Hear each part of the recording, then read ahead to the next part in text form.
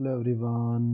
जैसे कि हम सब अभी जानते हैं कि हम पढ़ रहे हैं NISM 5A का क्विक रिवीजन। NISM 5A का quick revision.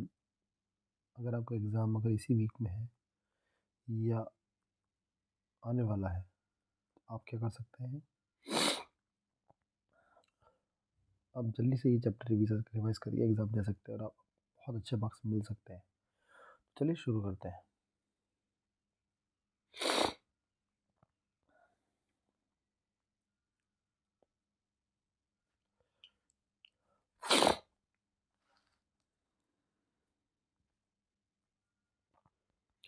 Mutual funds are regulated by SEBI, but they need to comply with regulation set by other regulators like RBI। Mutual funds को रेगुलेट तो सेबी करता है, बट लेकिन जो regulation जो set की है वो RBI के द्वारा। Anyone who is aggrieved by a ruling of SEBI can file an appeal with Securities Appellate Tribunal SAT। तो वो भी क्या कर सकता है, अगर कोई इस तरह से अग्री करता है सेबी के रूलिंग्स को तो वो SAT के पास अपनी अपील फाइल कर सकता है। ड्यूरिंग द 2018 क्रेडिट क्राइसिस, जब 2018 में एक क्रेडिट क्राइसिस आई थी, लोगों ने पैसा मांगने लगा था, पैसा नहीं था। SEBI lay down the provision for creating segregated portfolio for protecting the interest of the unit holder। तो यूनिट होल्डर के इंटरेस्ट को प्रोटेक्ट करने के लिए उसने एक सेग्रीगेट पोर्टफोलियो बनाया and giving fair treatment to all invest in case of credit event and to deal with liquidity risk. तो ऐसे मामले में क्या होता है कि ये यूनिट होल्डर के पक्ष में उन्होंने एक फेयर ट्रीटमेंट किया, सोचा कि कहीं इन्वेस्टर को नुकसान ना हो, उनके इंटरेस्ट को नुकसान ना हो, तो इन सब के लिए उन्होंने काम किया। RBI regulates the money market and foreign exchange market in the country। तो क्वेश्चन ये वाला यहाँ से इस तरह से बन सकता है कि कौन रेगुलेट्स करता है मनी मार्केट को और फॉरेन एक्सचेंज मार्केट को कंट्री के अंदर, तो कौन करेगा? RBI करेगा, ना कि SEBI करेगा। Anyone who is aggrieved by ruling of SEBI can appeal with Securities Appellate Tribunal। Next अपन देखेंगे यहाँ पे, mutual fund will buy and sell securities on delivery basis. तो म्यूचुअल फंड्स में भी हम सिक्योरिटीज़ को बाय एंड सेल कर सकते हैं डिलीवरी बेसिस पे। आगे भी रख सकते हैं और सेल भी कर सकते हैं। Security purchase will be transferred in the name of mutual funds on account in the respective scheme. तो जो सिक्योरिटी परचेज करी है वो ट्रांसफर हो सकती है in the name of mutual fund on account of respective scheme, जिस scheme में पैसा लगाया उस स्कीम में। The mutual fund shall not advance any loans. अब ये ध्यान से देखना, इसी को समझना।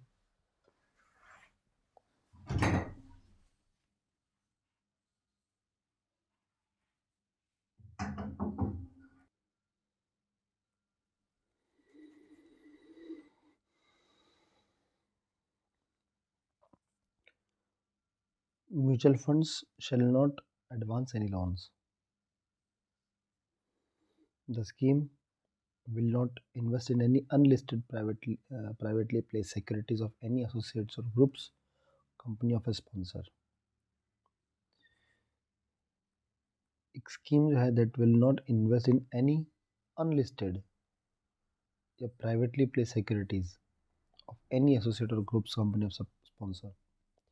ऐसे किसी कंपनी में पैसा नहीं लगाती जो अनलिस्टेड है, ये लिस्टेड नहीं है, प्राइवेट एसोसिएट है, मतलब अच्छी कंपनी में ही पैसा लगाती है, अच्छी MNCs में पैसा लगाती है। Investment in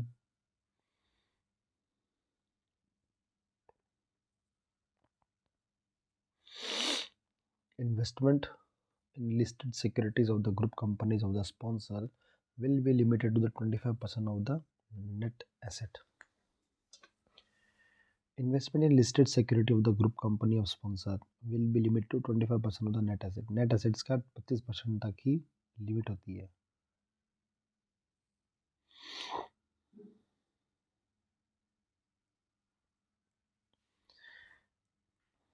Scheme may invest in other schemes of same mutual funds or other mutual funds,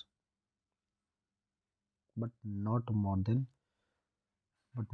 than 5% of net assets value of the scheme. No fees will be charged on such investment.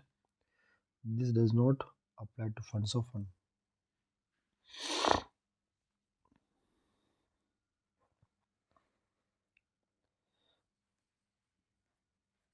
Scheme invest कर सकती है other schemes के अंदर या तो same mutual funds के या दूसरे म्यूचुअल फंड्स के, बट नॉट मोर देन, कितना नहीं कर सकती, तो 5% ऑफ NAV, जो भी NAV उसके 5% से ज़्यादा नहीं कर सकती है उधर स्कीम. और no fees will be charge, और कोई ज़्यादा फीस नहीं ले सकते of that investment. This does not apply to fund of fund, ये फंड ऑफ फंड के लिए अप्लाई नहीं है. Mutual fund under all its scheme shall not on more than 10% of a company's paid up capital bearing voting rights. जो mutual funds है under all its scheme shall not own more than 10% of the company's paid up capital bearing voting rights.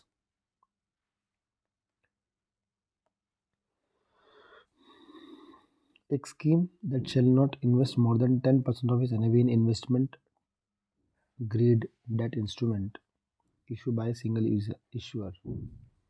10% से ज़्यादा NAV, 10% से ज़्यादा वो invest नहीं कर सकती किसी इन्वेस्टमेंट ग्रेड डेट इंस्ट्रूमेंट्स में. This can be extended to 12% approval of the trustee. अगर ट्रस्टी चाहता है तो उसके अप्रूवल पे ये 10% तक कैन बी एक्सटेंडेड, 10% तक. And limit shall not apply to the government security, treasury bills and CBLO.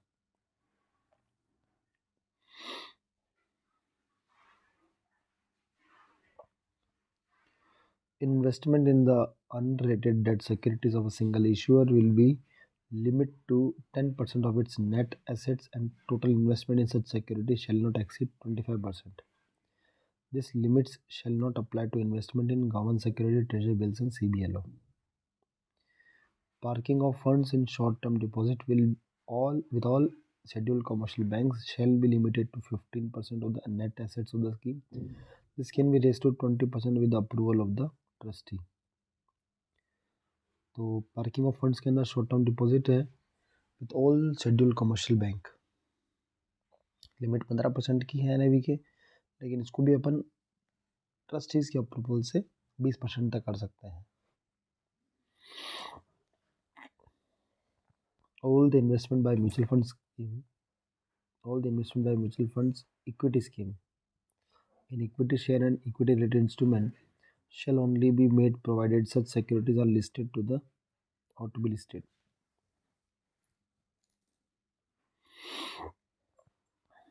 No mutual fund under all its schemes shall own more than 10% of units issued by single issuer of REIT and INVIT. No mutual fund under all its schemes shall own more than 10% by single issuer of REIT and INVIT.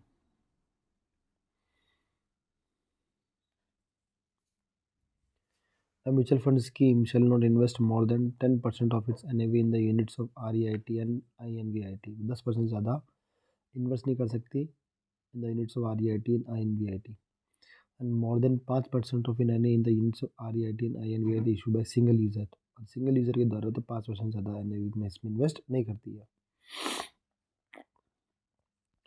आगे बात करेंगे अपन ELSS notification required that at least 80% of the ELSS fund should be invested in equity and equity related security. तो ELSS जो है that require at least 80% of the ELSS fund.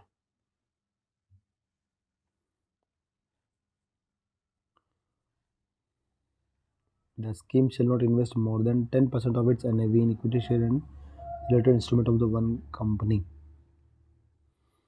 तो scheme not invest more than 10%। NAV के 10% से ज़्यादा किसी एक company में इन्वेस्ट नहीं करती है। और ईएलएसएस में वो इक्विटी के अंदर 80% एटलीस्ट इन्वेस्ट करती है।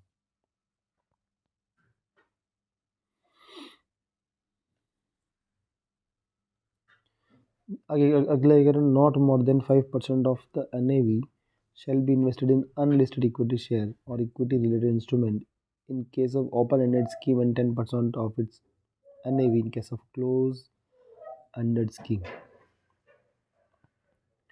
Not more than 5% of the NAV net asset scheme shall be invested in unlisted equity share.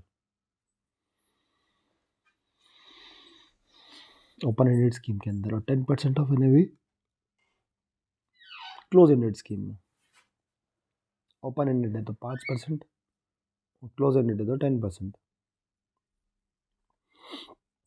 Advertisement shall be accurate, true, fair, clear, complete, ambiguous and concise. अगर advertisement हम देते हैं तो कैसा होना चाहिए एडवर्टीजमेंट? वो भी एक एक्यूरेट होना चाहिए, फेयर होना चाहिए, क्लियर होना चाहिए, कंप्लीट होना चाहिए, एम्बिगियस एंड कंसाइज होना चाहिए। Advertisement shall not contain statement which are false, misleading, biased or deceptive based on assumption, projection and shall not contain any testimonial or any ranking based on any criteria. तो advertisement जो है that shall not contain statement which are false. Advertisement जो गलत हो, mislead करता हो, बायस हो, इस तरह के नहीं होने चाहिए। ध्यान रखना है। No celebrity shall form part of advertisement to promote particular mutual fund और स्कीम। कोई भी सेलिब्रिटी ऐसा कोई एडवर्टीजमेंट या प्रमोट नहीं करेगा जिससे कोई इस पर्टिकुलर म्यूचुअल फंड या स्कीम को फायदा हो। नो एडवर्टीजमेंट शेल डायरेक्टली और indirectly discredit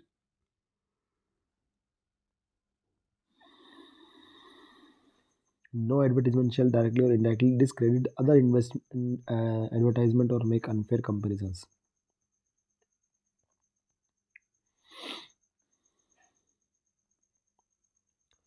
Advertisement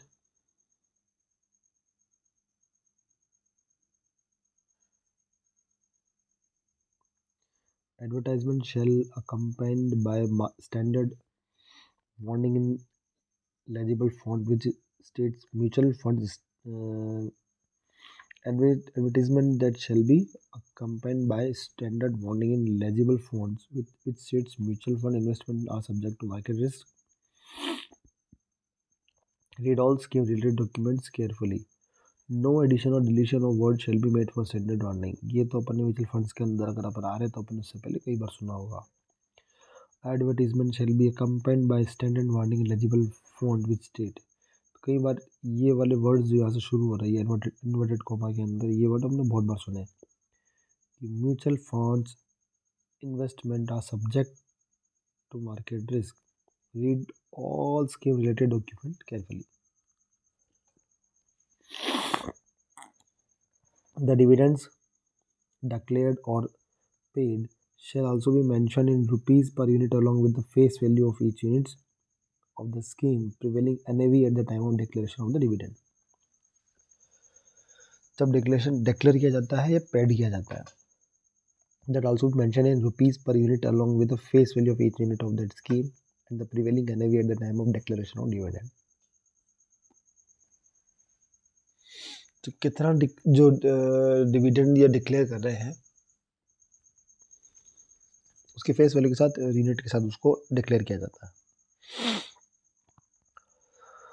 When the mutual fund scheme has been existence for more than 3 years, जब कोई mutual fund scheme has been existence for more than 3 year, 3 साल से ज़्यादा अगर एग्जिस्ट करती है तो performance advertisement of mutual fund scheme shall be provided in the terms of CAGR, past 1 year, 3 year, 5 year and since inceptions। तो तो 3 तरीके से इसके अंदर अपन को उसके अंदर CAGR बताते हैं, कंपाउंडेड एनुअली ग्रोथ रिपोर्ट जो होती है उसमें।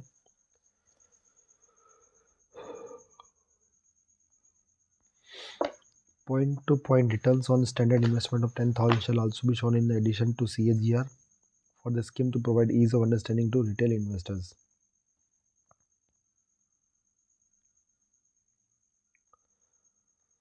नेक्स्ट बात करेंगे अपन यहाँ पे, where the schemes has been in existence for less than 1 year, past performance shall not be provided. अगर कोई स्कीम लेस देन 1 साल से अगर इन्वेस्टेड है या लेस देन एक साल के कम से एग्जिस्ट करती है तो उसका पास्ट परफॉर्मेंस को प्रोवाइड नहीं किया जाता। The celebrity endorsement shall not be promote a scheme of particular mutual funds or can be used as branding exercise of mutual fund house. तो किसी particular that can promote a scheme of particular mutual fund, तो कोई भी particular mutual fund को ये promote नहीं करेंगे और भी used as a branding exercise of mutual fund house and AMC, मतलब किसी पूरे AMC को म्यूचुअल फंड्स को ब्रांडिंग कर सकते हैं।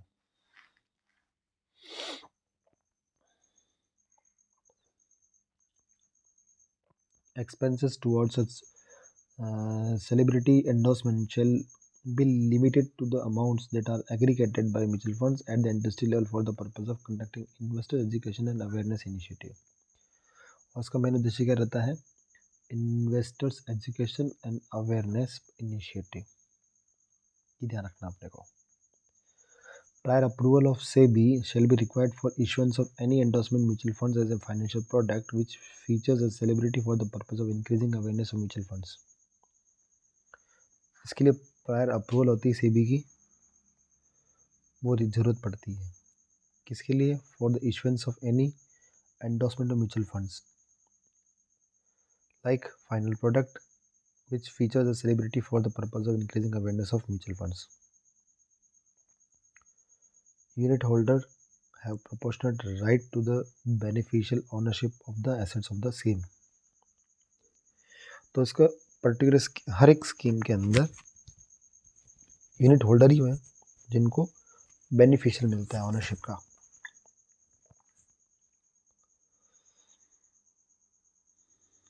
नेक्स्ट बात करें अपन यहाँ से, investor can choose to change the distributor और ऑप्ट फॉर डायरेक्ट इन्वेस्टिंग। अगर वो चाहता है इन्वेस्टर कि वो उसका पैसा कहाँ लगाए, डायरेक्ट फंड में लगाए, तो वो भी लगा सकता है। ये आपको ध्यान रखना है, जब चाहे तब लगा सकता है।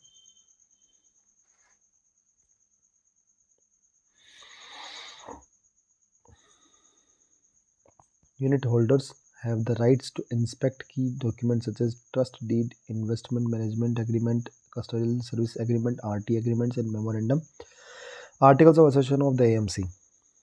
ये ध्यान से देखना, ये वाला क्वेश्चन यहाँ से क्वेश्चन बन सकता है आपका। यूनिट होल्डर जो है या जो इन्वेस्टर है उसको क्या क्या राइट्स है इंस्पेक्ट करने का, ये क्वेश्चन है। कौन कौन से डॉक्यूमेंट इंस्पेक्ट कर सकता है? तो trust deed, investment management agreement, custodial service agreement, RT agreement, memorandum and articles of association of AMC। Directly यहाँ से एक MCQ बन सकता है। नेक्स्ट है, investors can appoint up to 3 nominee. एक इन्वेस्टर कितने नॉमिनी अपॉइंट कर सकता है? 3 ऑप्शन आ सकता है, 3, 4, 5, 2, 1। आप इसके अकॉर्डिंग आंसर लगा सकते हैं। Who will be entitled to the units in the event of the demise of the investors. अगला, इन्वेस्टर्स कैन प्लेज, उधार देना, देन म्यूचुअल फंड्स। वो क्या कर सकता है? अपने म्यूचुअल फंड्स के बदले पैसा ले सकता है, म्यूचुअल फंड्स के यूनिट्स के बदले। Can pledge, this is normally done to the offer security to a financial. SEBI has mandated the status of complaint a redress should be published by each AMC in their annual report.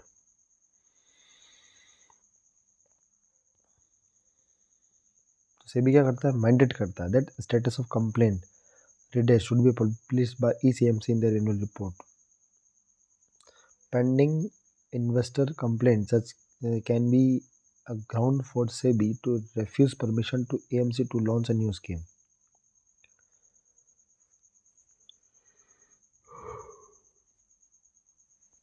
तो अपन ऐसा कह सकते हैं कि जो सेबी है वो permission को रिफ्यूज मना कर सकती है।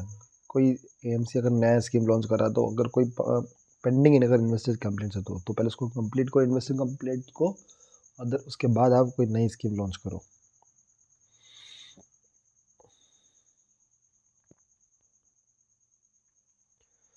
अगला कह रहा है कि if there is a change in the fundamental attributes of mutual fund scheme, अगर कोई चेंज होता है fundamental attributes mutual fund scheme के अंदर, the unit holder are provided the option to exit the at prevailing NAV without any exit load. This exit window has to be open for at least 30 days.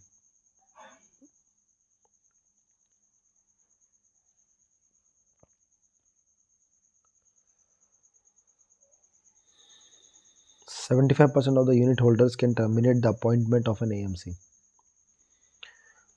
ये question यहाँ से बन सकता है, यहाँ पे इस तरह से AMC को कौन टर्मिनेट कर सकता है, तो यूनिट होल्डर। कितना परसेंट अगर उसका वोट हो तो 75%। ध्यान रखिएगा, trustees are bound to obtain consent of the unit holder. Trustees क्या है, ट्रस्टीज बाउंड है to obtain consent of unit holder. पहला, whenever required to do by SEBI in the interest of the unit holder। तो unit holder के respect में trustee कैसे bound है, अगर सेबी ने कह दिया तो आपको जरूरत पड़ी तो वो ये कर सकता है। whenever required to do so by 75% of the unit holder of the scheme, तो वो यूनिट होल्डर के कंसेंट के बारे में सुनेगा। whenever the trustee decide to wind up or prematurely redeem in the scheme, trustee अगर चाहता है तो भी उसको ये करना पड़ सकता है।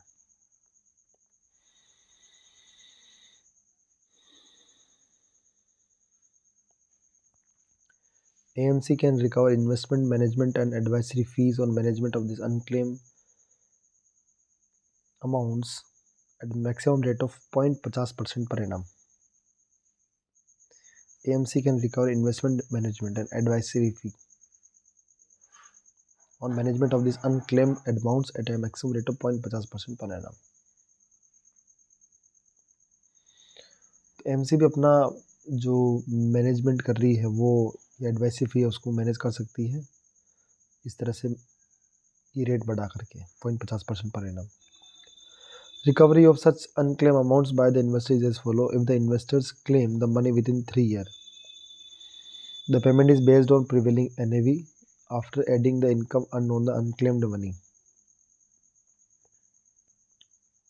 Unclaimed amounts, जो क्लेम के अमाउंट्स वो नहीं, अनक्लेम अमाउंट्स अगर इन्वेस्टर चाहता है तो if the investor claim the money with in 3 years,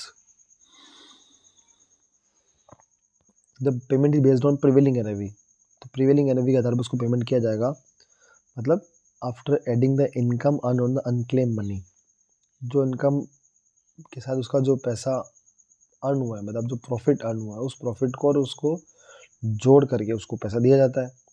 if the investor claims the money after 3 years, the payment is based on the NAV at the end of the 3 year। और अगर 3 साल बाद करेगा तो वो क्या करेगा, उस समय की जो एनएवी होगी उसके आधार पर पैसा दे देगा। Treatment of liquidity security, if the amounts are substantial and record within 2 years, the amount is to be paid to the old investor. In other cases, amount to be transferred to the investor's education fund maintained by the each mutual funds. If the amounts are substantial and recovered within 2 years, amount substantial and recovered within 2 years, the amount is paid to the old investor. तो पुराने investor को दिया जाएगा। Next देखते हैं अपन यहाँ से। SEBI has mandated AMC to put a place due diligence process to the regular distributor who qualify any one of the following criteria. तो SEBI क्या कर सकती है, has mandated AMC to put in place a due diligence process. पहला, multiple point preservation, more than 20 location. AUM raised over 100 crore industry in the non-institutional category but including high net worth HNI, high net worth individual, ये कर सकती है। Commission received of over 1 crore per annum across industry, commission received over 50 lakhs from single mutual fund.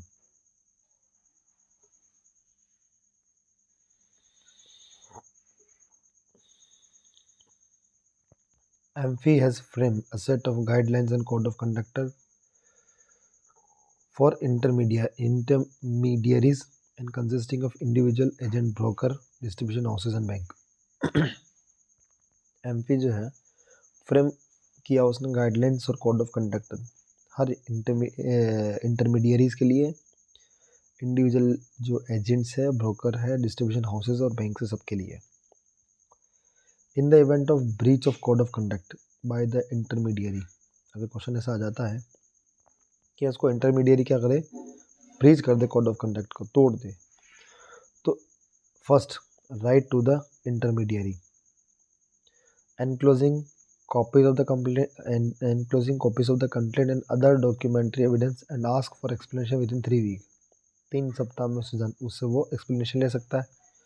In case explanation is not receive within 3 week, अगर 3 सप्ताह में उसका explanation नहीं मिलता है और if explanation is not satisfactory, और जो एक्सप्लेनेशन उसने दिया वो सेटिस्फैक्शन नहीं है, then AMFI will issuing a warning letter indicated by any subsequent violation will result in cancellation of AMFI registration. वो क्या कर सकता है, एक वार्निंग लेटर जारी कर सकता है जो ये बताता है कि भाई क्या उसका एमपी रजिस्ट्रेशन जो है कैंसिल हो सकता है। If there is proved second violation by the intermediary, ये यहाँ से ज़्यादा क्वेश्चन पूछा जाता है। अगर सेकंड वायलेशन जो है वो प्रूव हो गया तो क्या होगा, registration will be cancel, registration cancel हो गया या हो जाएगा, and intimation send to all AMC, और उसका रजिस्ट्रेशन कैंसिल करके उसकी जानकारी सब एएमसी को दे देंगे।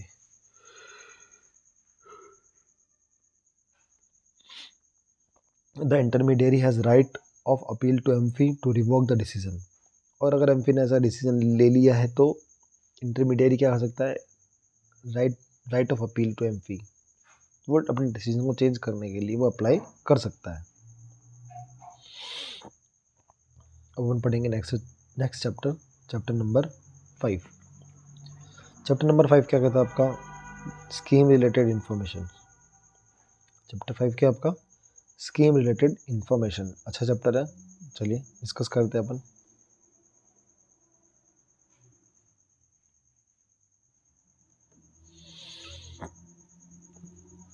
Offer document is one of the most important source of information on the scheme to help prospective investors to evaluate the merits and demerits of the investing. OD is operating document and describing the product। ये कह रहा है कि offer document क्या होता है। Offer document is one of the most important source of information of the scheme. Scheme का सबसे मोस्ट इंपॉर्टेंट सोर्स क्या है इन्फॉर्मेशन के लिए, तो वो ऑफर डॉक्यूमेंट होता है। ये ऑफर डॉक्यूमेंट क्या करता है, to help prospective investors evaluate the merit and demerits of the investing, मतलब कि अगर किसी इन्वेस्टर को जानना है कि क्या फ़ायदा है, क्या इन मेरिट से क्या इनमेरिट से, तो इसके थ्रू जान सकता है। OD is the operating document describe the product. Offer document एक है ऑपरेटिंग डॉक्यूमेंट, ये प्रोडक्ट को डिस्क्राइब करता है और वो स्कीम के इन्फॉर्मेशन को बताता है, ठीक। Mutual funds offer documents have 2 parts. Mutual funds और डॉक्यूमेंट्स के अंदर 2 पार्ट्स होते हैं। पहला होता है स्कीम इंफॉर्मेशन डॉक्यूमेंट SID, और एक होता है SAI statement of additional information. अब सेट क्या करता है, ये स्कीम की डिटेल इंफॉर्मेशन देता है, और साई क्या करता है, SAI statement of additional information which is statutory information about the mutual fund that is offering the scheme. इसमें स्टैट्यूटरी इंफॉर्मेशन रहती है, मतलब कि कॉमन इन्फॉर्मेशन रहती है, ठीक है, जो हर AMC के स्कीम के अंदर सेम है, स्टेटमेंट ऑफ एडिशनल इंफॉर्मेशन, ठीक है।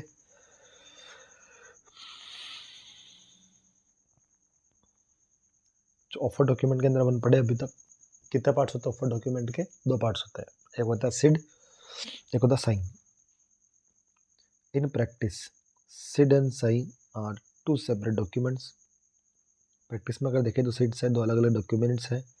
Through the legal technicality is sign is the part of a SID. तो यहाँ क्या देखेंगे अपन, लीगली अगर टेक्निकलिटी के अकॉर्डिंग देखें तो जो सही होगा वो क्या होगा, वो पार्ट होगा किसका, सिड का। मतलब अगर सिड इतना बड़ा है तो साई ये छोटा है, इस तरह से। यह है स्कीम इंफॉर्मेशन डॉक्यूमेंट और इसमें ये आ जाएगा उसका साइन। यह है आपका साइन, ये है आपका पूरा सिड। इसको समझेगा इस तरह से, ठीक है। SID and SAI together are the primary source of information for any investor, existing as well as prospective। तो हर एक के लिए ये काम का है, चाहे वो एग्जिस्टिंग हो चाहे वो पुराना प्रोस्पेक्टिव हो।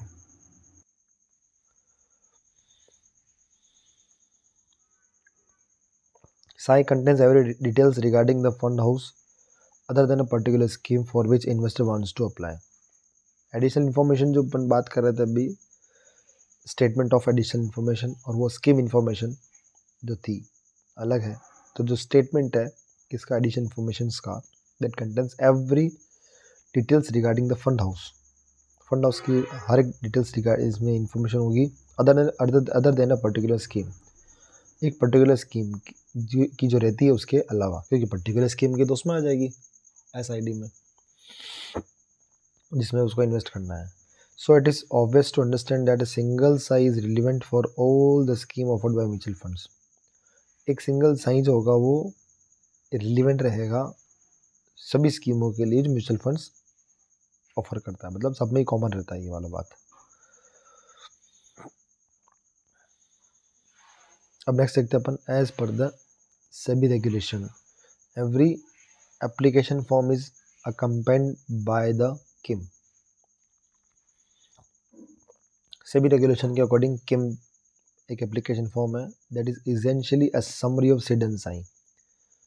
तो अब सिड और साई का अगर आप नहीं देख सकते तो उसके लिए आप किम देख लो, किम जरूरी है। तो किम क्या है आपका, एक अपने ऐसा कह सकते हैं समरी है, जो शॉर्ट में हर एक चीज़ समझा रखा उसने बता रखा है।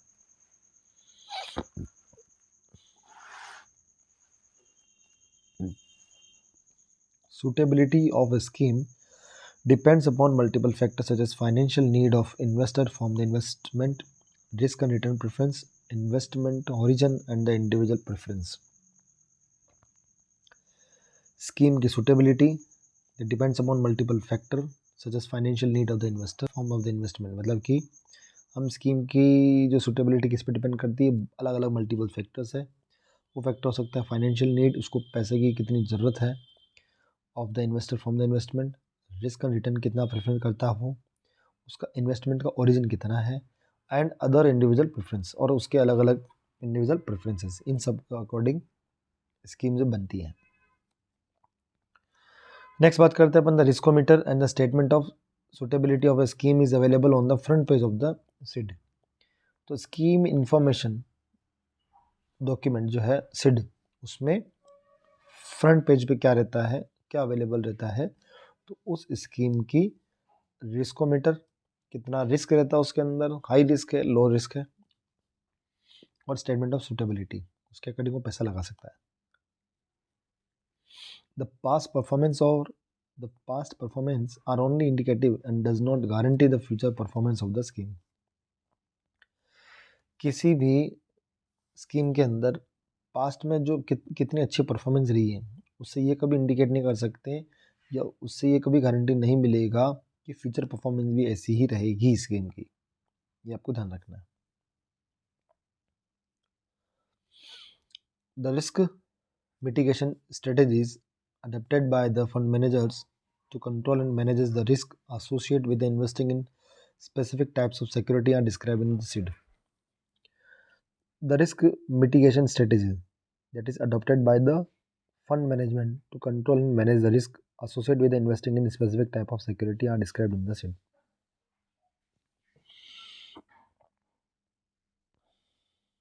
तो अपन यह कह सकते हैं कि जो रिस्क मिटिगेशन है वो क्या है, स्ट्रेटेजी फंड मैनेजमेंट के द्वारा अडोप्ट की जाती है, कंट्रोल मैनेज की जाती है, रिस्क एसोसिएट किया जाता है। मतलब ये सब चीज़ें किस में है,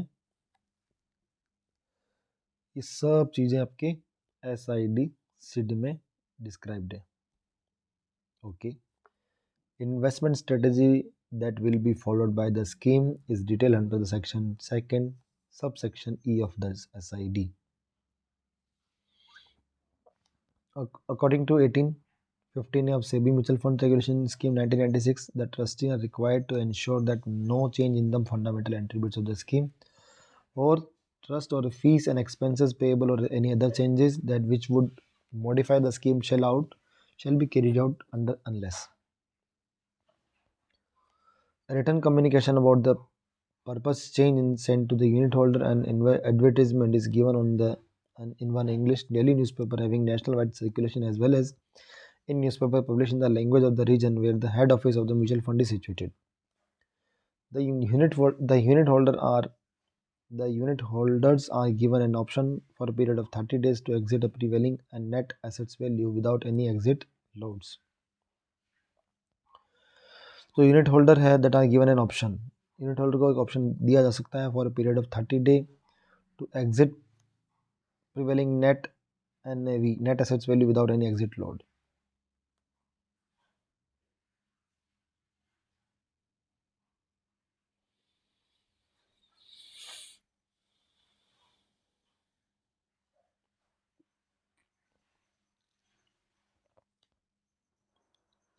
Statement of the additional information side. It has statutory information about the mutual funds और AMC. किसी भी म्यूचुअल फंड AMC के बारे में स्टेचुअरी इन्फॉर्मेशन देता है that is offering the scheme, जो स्कीम ऑफर करता है उसके बारे में. A single sign relevant for all the scheme that is offered by a mutual fund. So single sign relevant for all the scheme is offered by a mutual fund. तो इसमें एक statutory information है. Statutory मतलब जो information change नहीं होती है उसके बारे में बात कर रहे हैं अपन. दैट अबाउट म्यूचुअल फंड होता है AMC.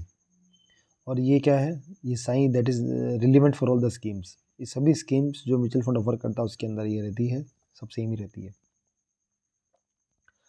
While the SID SAI KIM needs to be updated periodically. अब इनको अपडेट करना बहुत ज़रूरी होता है. अब पीरियडिकली अपडेट होते हैं ये तीनों के तीनों. The interim changes are updated through the issuance of such addendum which is considered to be a part of the scheme related documents must accompany the scheme. आगे बात करते हैं अपन यहाँ पे updation of SID for first time post info. Scheme launch in the first 6 month of the financial year से अप्रैल 2010 की अगर हम बात करते हैं तो जब स्कीम लॉन्च हुई थी पहले 6 महीने में, तो SID must be update with in 3 months of the end of the same financial year. तो सिड जो है स्कीम इंफॉर्मेशन डॉक्यूमेंट, इसको क्या किया जाता था, अपडेट किया जाता था हर एक 3 month के अंदर.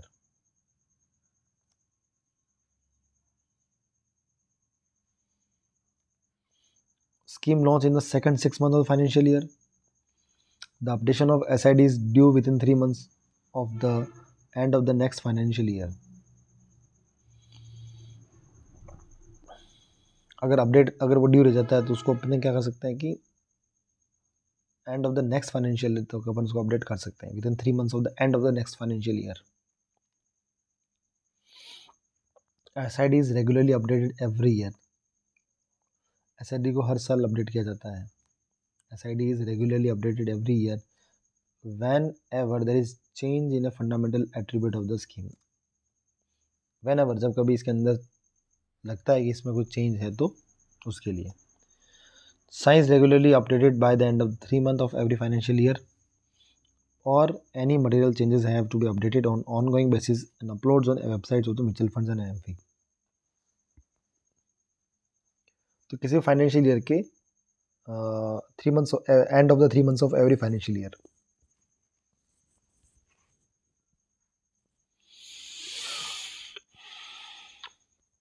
किम has to be updated at least once a year. KIM को साल में एक बार अपडेट किया जाता है whenever there is need base change in SID और sign.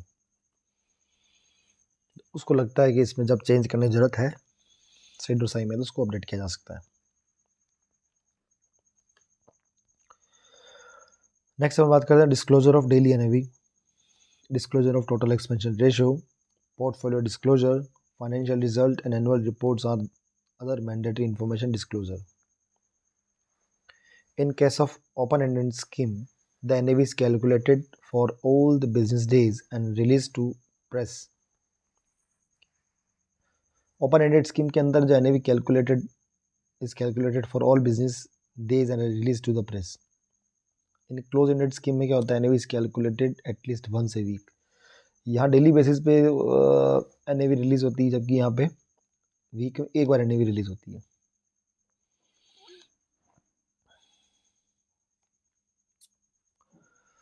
Mutual fund declared the NAV, net assets value of the scheme, on every business day on एम्फीज website and also on their website. कोई भी mutual fund अपने website और amphi की website पे क्या करेगा, अपना NAV बताएगा.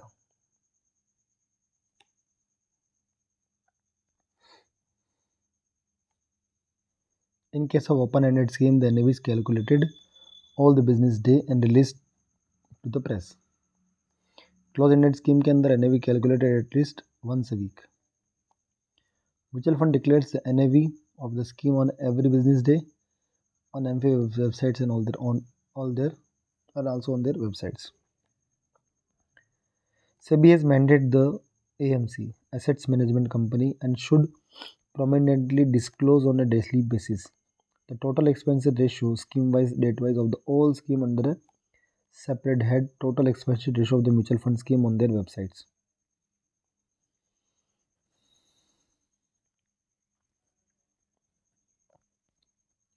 The AMC shall send half-yearly portfolio via email within 10 days from the end of each half year if the email address is registered with the fund.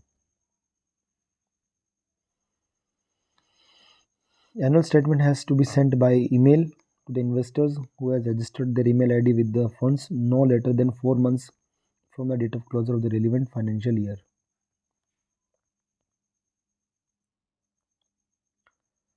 The mutual fund shall, before the expiry of 1 month, mutual fund shall, before the expiry of 1 month from the close of each half year, shall display the unaudited financial result of AMC websites. It is not mandatory, या कोई ज़रूरी नहीं है to publish the monthly fact sheet. It is market's price followed by all funds houses on voluntary basis. Fact sheet क्या होती है, वही देख लेना, important question. Fact sheet is the marketing and information document. Marketing करने वाला information document है. Various SEBI regulation pertaining to information disclosure are applicable to it. इसी से अपना ये चैप्टर समाप्त होता है. अब अपन पढ़ेंगे next chapter, chapter number 6. Chapter number 6 क्या कहता है आपका, fund distribution and channels management practices. Fund distribution and channel management practices.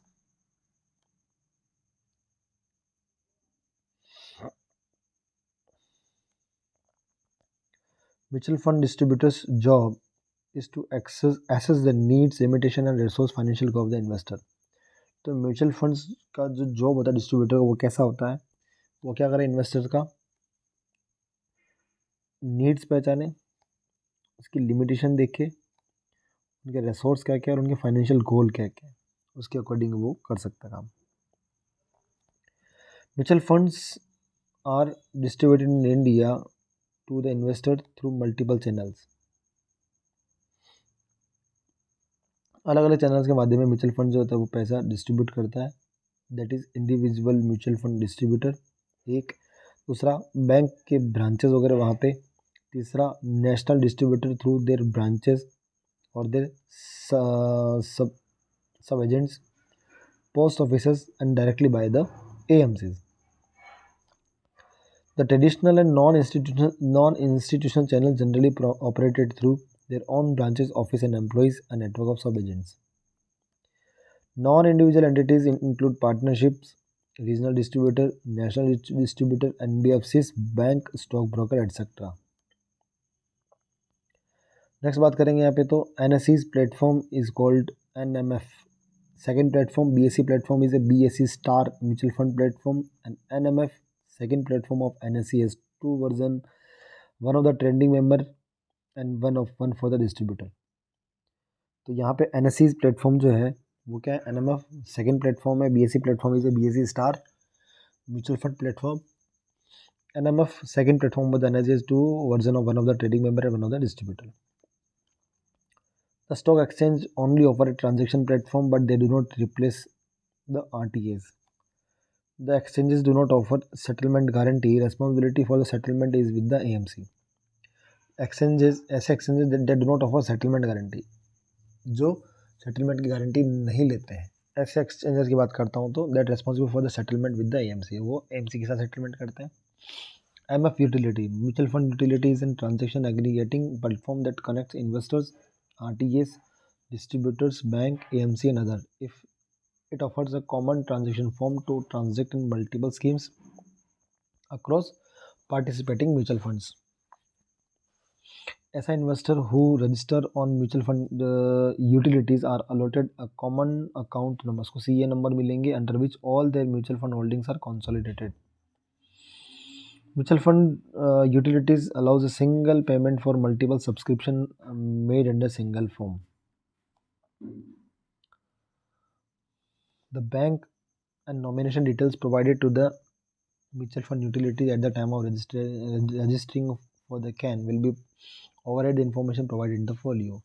Prerequisite to become distributor of the mutual funds. तो अगर हम बात करते हैं कि म्यूचुअल फंड्स के जो डिस्ट्रीब्यूटर है बनने के लिए, टू बिकम डिस्ट्रीब्यूटर, प्रीरिक्विसाइट्स क्या है, तो ऑब्टेनिंग NISM सर्टिफिकेशन, आपको NISM का एग्जाम देना पड़ेगा और सर्टिफिकेट प्राप्त करना पड़ेगा. नो योर डिस्ट्रीब्यूटर रिक्वायरमेंट्स और ऑब्टेनिंग एमफी रजिस्ट्रेशन नंबर, उसके बाद आपको एमफी रजिस्ट्रेशन नंबर प्राप्त करने पड़ेंगे. एम्पलमेंट विथ AMC, और AMC के साथ एम्पलमेंट करना पड़ेगा, आपको जुड़ना पड़ेगा. तो ये कुछ प्रोसेस रहते हैं अगर आपको म्यूचुअल फंड डिस्ट्रीब्यूटर बनना है. तो ऑब्टेन सर्टिफिकेट ऑब्टेन करने के लिए क्या करना पड़ेगा? The individual needs to pass the NISM certificate examination mandated by the AC SEBI. तो एग्ज़ाम को मैंडेट कौन करता है? तो NISM certification examination mandated by the SEBI. Person who attend the age of 50 year, जिसने, एक ऐसा आदमी जिसने अपने 50 साल पूरे कर लिए हैं. Who have at least 10 year experience, जिसको 10 साल का एक्सपीरियंस है in security market, in sale बेचने के अंदर. Distribution of mutual fund product as on the 31 May 2010 can obtain the certification either by passing the NISM certificate examination और qualifying for the CPE. CPE बोलते एक training होती है, continuing professional education, by obtaining such classroom credits as may be specified by the NISM from time to time. तो इसके द्वारा अपन क्या कर सकते हैं, यहाँ पे सर्टिफिकेट प्राप्त कर सकते हैं. ठीक है. KYD know your distributor process consist of document verification and biometric process. ये आपका एक बायोमेट्रिक और डॉक्यूमेंट वेरिफिकेशन प्रोसेस होता है. ARN holder can become a distributor, जिसके पास ARN है वो एक distributor can become a distributor बन सकता है. Can become agent of A distributor who is already impaired with AMC. Employees of the distributor need to obtain an employee unification identification number, EUIN. Employ of the distributor, distribution का अगर अब employ है तो उसको क्या चाहिए, वो obtain करे अपने EUIN नंबर्स को बोलते हैं employees unique identification number from apart from MP registration number. कहाँ से मिलेगा? MP से मिलेगा. That is apart from ARN, MP registration number, जो ARN से अलग रहता है. EUIN number, EUIN Employees Unique Identification Number, ARN MP Registration Number.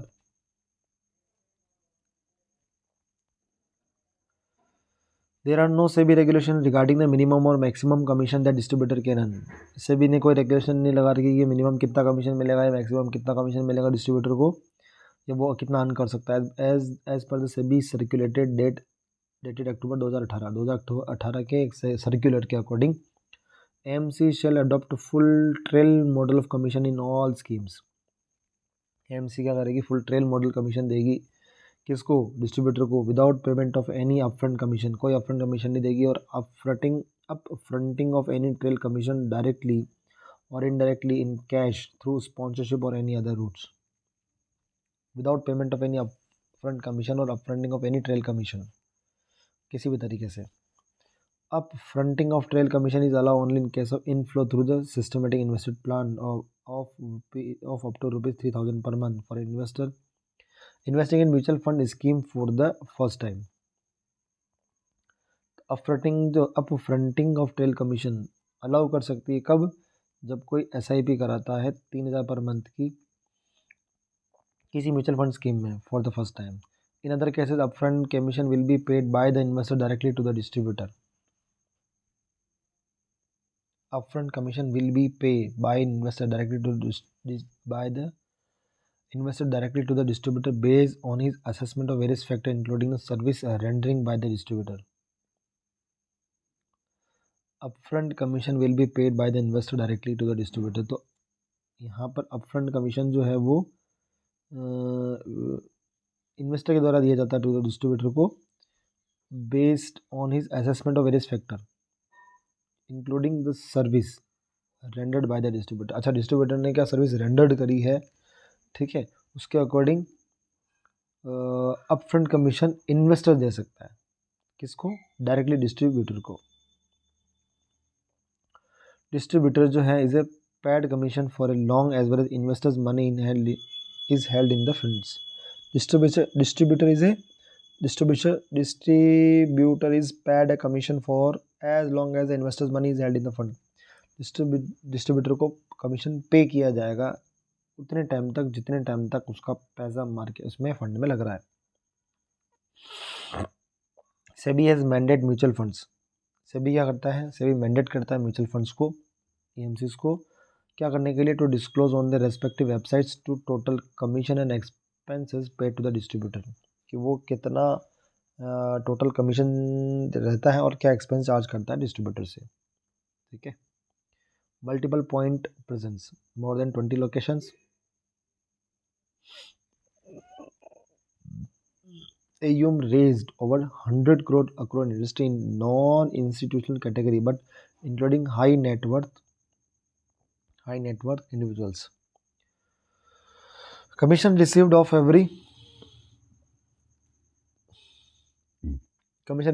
over 1 crore per annum across industry. Commission received of over 50 lakhs from single mutual fund. तो ये अलग अलग तरीके हैं। Multiple point presence, AUM raised over 100 crores across industry in the non-institutional category, but including high net worth individuals. A transaction charge is paid to the distributor for the investment of the 10,000 and over. एक transaction charge is pay to the distributor for the investment of 10,000 and over, मतलब कि एक transaction charge जरूर दिया जा सकता है अगर वो 10,000 से ज़्यादा का इन्वेस्टमेंट लेता है तो।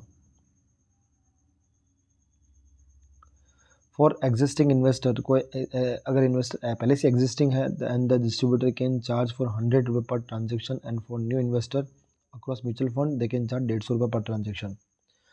अगर कोई नया इन्वेस्टर है तो वो 150 रुपये ट्रांजेक्शन चार्ज कर सकता है, और एग्जिस्टिंग इन्वेस्टर तो 100 रुपये पर ट्रांजेक्शन चार्ज कर सकता है। In case of SIPs, transaction charges are applicable only if the total commitment through SIP amount to 10,000 and above. The transaction charge will be recovered in 3 to 4 installment. अगर 10,000 से ज़्यादा का अगर उसका transaction है तो वो जो है अपना ट्रांजेक्शन चार्ज को 3 से 4 इंस्टॉलमेंट में रिकवर कर सकता है। नेक्स्ट बात करते हैं अपन यहाँ mutual fund distributor. Mutual fund distributor can claim commission on investment made through them by their clients. No commission is payable on their own investment. तो म्यूचुअल फंड डिस्ट्रीब्यूटर को इन्वेस्टमेंट का क्लेम कमीशन मिल सकता है, there can be made through them by their clients. अगर वो client से कराते हैं तो no commission is payable on their own, खुद के इन्वेस्टमेंट में उसको कोई भी कमीशन नहीं मिलता है। Trail commission is calculated as percentage of the net assets. Trail commission जो मिलता है दैट इज कैलकुलेटेड, कैसे कैलकुलेट किया जाएगा? तो percentage of the net asset attributed to the unit sold by the distributor, कितना उसने यूनिट सोल्ड किया है। The commission payable is calculated on the daily balances and paid out periodically to the distributor as per the agreement into the AMC, quarterly और monthly basis जैसा भी उसके साथ agreement हुआ है AMCs के साथ। Trail commission for the day कितना रहेगा? तो AUM कितना into trail commission rate per annum divide by 360 per day के हिसाब से ये पैसा दिया जाता है उसको। AUM इंटू ट्रेल कमीशन का रेट चल रही divide by 365। Distributor who have chosen the opt-out option decide not to charge transaction charge based on the type of the product. They can decide not to charge for it that scheme. Distributor who has chosen the opt out option, अगर कोई distributor जो है वो अगर opt out option चुनता है तो decide not to charge transaction charge, वो कोई ट्रांजेक्शन चार्ज नहीं डिसाइड नहीं कर सकता कि वो क्या ट्रांजेक्शन चार्ज लेगा। Not to charge transaction charge based on the type of the product, क्या टाइप ऑफ द प्रोडक्ट लेके आया है, and they can decide not to charge it for debt scheme. The distributor cannot choose to charge transaction charge from one investor and not from another. तो distributor जो है वो ये cannot choose, ये choose नहीं कर सकता कि वो किस इन्वेस्टर से चार्ज ले सकता है, किससे नहीं ले सकता। To provide protection against loss of income to the mutual funds distributor family, AMFI has advised to its member to offer nomination facility to the AMFI registered mutual funds. To provide protection against loss of income. To provide protection against loss of income to the mutual fund distributor family,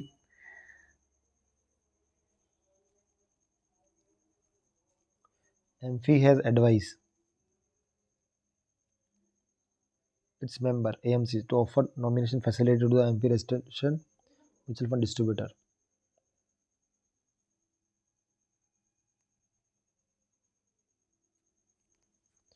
तो ये nomination facility offer करता है MP, जिससे कि वो जिसका loss of income वगैरह होता है तो वो उसका प्रोटेक्शन है जाता है, टू प्रोवाइड प्रोटेक्शन अगेंस्ट।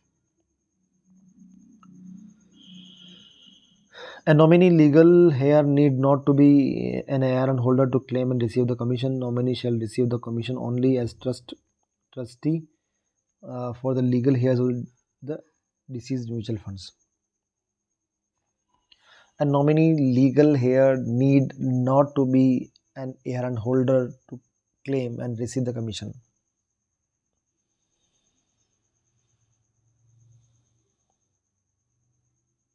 अगर हेयर एंड होल्डर कोई नॉमिनी नहीं है तो वो क्या कर सकता है, क्लेम कर सकता है और कमीशन रिसीव कर सकता है। Nominee shall receive the commission only as trustee for the legal heir of the deceased mutual funds.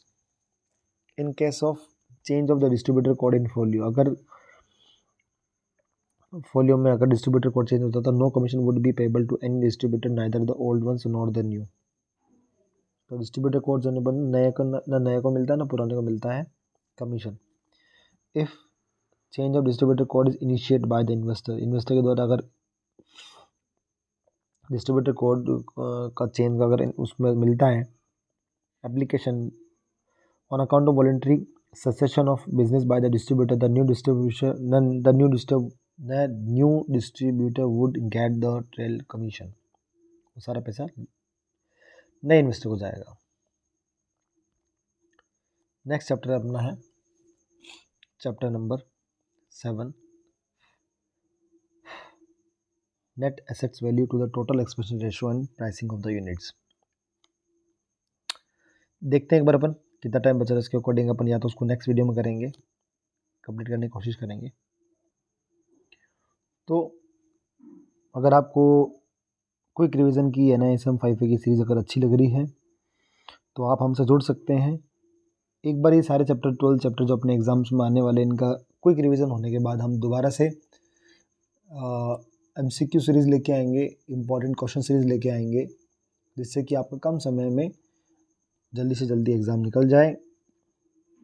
So thank you so much, मिलते हैं अपन नेक्स्ट वीडियो में, तब तक के लिए धन्यवाद।